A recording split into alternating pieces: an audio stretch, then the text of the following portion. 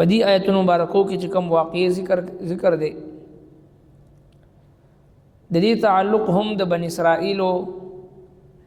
د یو ډېر لوی صاحب علم او صاحب تصرف بزرگ د هغې سره دی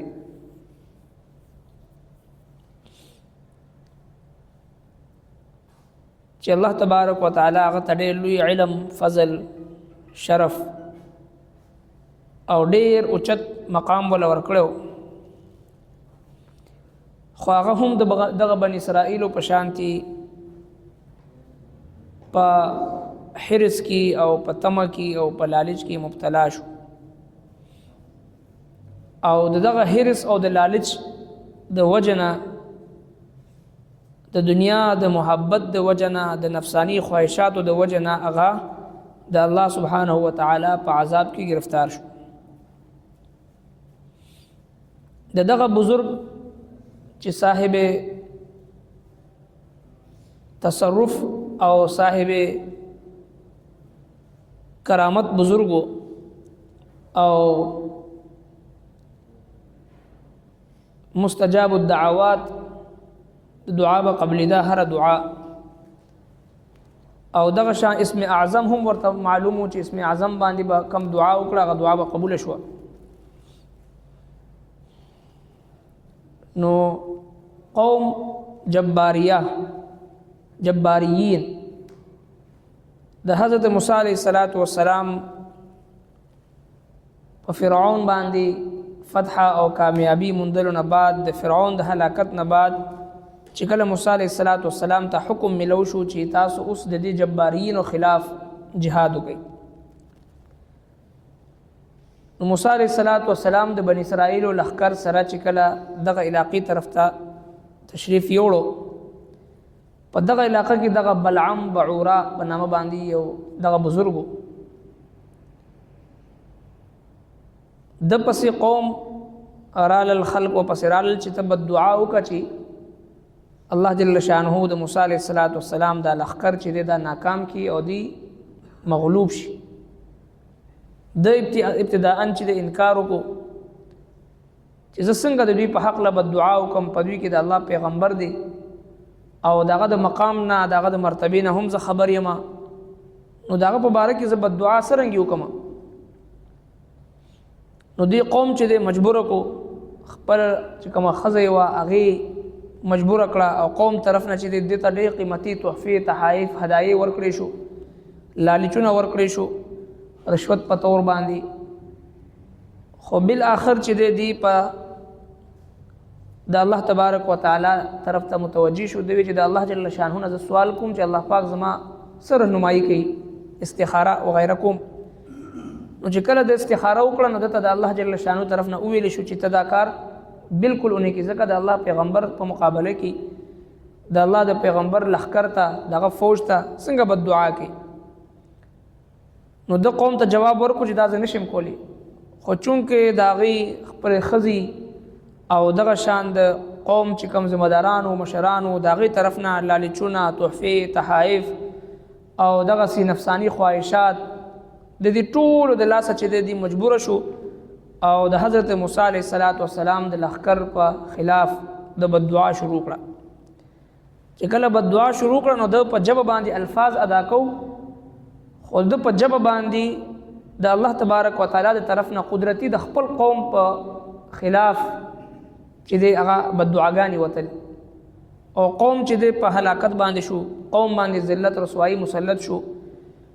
نو دی قوم خلکو وتوی چې ته خو الټا مونږ ته خیره کې لګیا دی وتوی زما جبه زما په قابو کې نه ده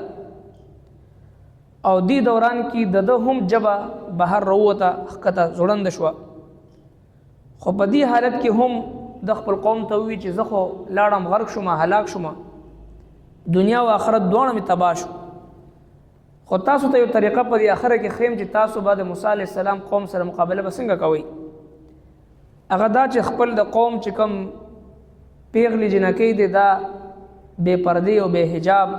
دا غوی مخ ته ودروي دا غوی د لخرونو مخ ته ودروي او دا هغه لخر خلک چې دوی سره سکه نو تاسو منی کوي ما پرې د چې هغه په بدکاری کې مبتلا شي چې د الله جل شانه په عذاب کې راشي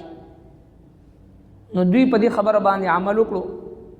د موسی علیه السلام د قوم نه د فوج نه یو کس یو جنې سره په بدکاری کې مبتلا شو، نو هغه د وجه نه چې په قوم باندې د موسی علیه السلام په لښکر باندې هم طاعون بیماری شروع شوه، عذاب ور باندې راغی. بیا د قوم خلق راولګېدل، هغه چې کوم بدکار په هغوی کې وو هغې سره عام زوړن کو، هغه له پانسي ورکړه، نو د الله جل شانه عذاب چې دی هغه دوی نه هغه طاعون بیا ختم شو. نو په دې ځای کې الله تبارک وتعالی دغه د بلعم بعوره چې کوم بزرګو او بیا د الله په عذاب کې گرفتار شو دغه ذکر فرمایي. وَاتْلُ عَلَيْهِمْ او واورو دوی ته نبأ الذي خبر د هغه کس آتیناو چې ورکړو موږ هغه ته آیاتنا خپلې نښې فانسلخ منها بیا دې ووتلو د دینه فاتبعه الشیطان پس ولګېدو د پسې شیطان فکان من الغاوین او شو دې د ګمراهانو نه. ولو شئنا او کچرې موږ غوښتلي لرفعناه نو چت کړي به موږ دې ولکنه لیکن دی اخلد الى الارض مایل شو ځمکې طرف ته واتبع هواه او پیروي وکړه د خپلو خواهشاتو. فمثله نو د دې مثال کمثل الکلب پشان د مثال د سپي دی. ان تحمل علیه کچرې ته حمله وکړي په دې یلهث نو جبر او باسي او تترکه یلهث یا تی پرېږدي نو بیا هم جبر او باسي. ذلک امداد مثل القوم الذین مثال د هغه قوم چې کذبوا بآیاتنا دروغ وګڼل زموږ آیتونه. فقصص القصص نو بیان کړه عمده حالات لعلهم یتفکرون دې دپاره چې دوی غور وکړي. نو الله تبارک وتعالی د دې مثال د بلعم بعوره ذکر فرمایل چې دومره لوی صاحب کرامت بزرگ دی، یو طرف ته ورسره علم دی، فهم دی او کرامات دی، ورسره اسم اعظم ورسره دی، دعاګانې قبلیږي، بد دعاګانې لګي. خو د دې دومره هر څه باوجود چې کله د الله د دین په مقابله کې راغی رب کائنات چې دی د هغې مثال د سپي سره ورکړه او بیا د الله تبارک وتعالی په عذاب کې گرفتار شو. خسرت دنیا والآخره ذلك هو الخسران المبین. د دنیا او د آخرت دواړو په خسران او په نقصان کې چې دی مبتلا شو. نو په دې واقعه کې دعوت فکر ورکول دی قیامت پورې راتلونکي مسلمانانو ته چې کله یو مسلمان د نفس د خواهشاتو پسې ولګي نو بیا الله تبارک وتعالی د چا علم ته، د چا تقوا ته او د چا کراماتو ته او د چا بزرګۍ ته بیا الله جل شانه نه ګوري. چې کله یو انسان د نفسي خواهشاتو پسې او د شیطان په اتباع کې ولګي نو د دنیا او د آخرت دواړه ژوند چې د شیطان ورته تباه کوي. څرنګه چې دلی تباه کړو د دې دومره لوی مقام او مرتبې باوجود چې کله د وخت د پیغمبر په مقابله کې راغی او د الله تبارک وتعالی صریح احکامو په مقابله کې چې کله راغی نو د الله جل شانه د عذاب په گرفت کې راغی. رب کائنات جناب نبی کریم صلی الله علیه وسلم ته فرمایي چې وَاتْلُ عَلَيْهِمْ دوی ته بیان کا خبر د هغه کس چې موږ د خپل نښې ورکړې وي علم، فهم او اسم اعظم هغه چې کوم د دعا غوښتلو طریقه ده او دغه صاحب کرامت بزرګو خو چې کله د الله تبارک وتعالی نه فرمانی وکړه د خپل د خواهشاتو اتباع وکړه نو د الله جل شانه په عذاب کې راغی او داسې عبرتناک عذاب کې گرفتار شو چې جبې راځوړند او صفا اقرار کو خپل قوم مخې ته چې زما خو دنیا او آخرت دواړه تباه شو. نو لہذا الله تبارک وتعالی د هغې تشبیه سپي سره ورکړه چې څرنګه سپي چې ولا څه حمله پې وکړي نو هم جبر او باسي او چې څه ورته نه وایي بیا هم جبر او باسي. دغه بلعم بعوره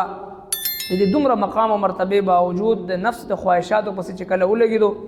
د شیطان خبرو منلو پسې چې کله ولګېدو خواهشات نفسانی د هغې پیروي چې کله شروع کړه د الله جل شانه په عذاب کې راغی دنیا او آخرت دواړه د هغه تباه شو.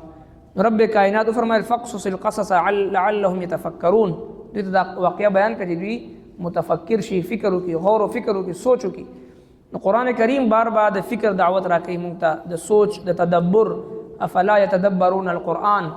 په قرآن کریم باندې دې تدبر ولې نه کوي چې کله یو انسان غور او فکر وکړي، تدبر وکړي نو الله تبارک وتعالی بیا د هدایت لارې کولاوي. ربنا تقبل منا إنك أنت السميع العليم وتب علينا إنك أنت التواب الرحيم.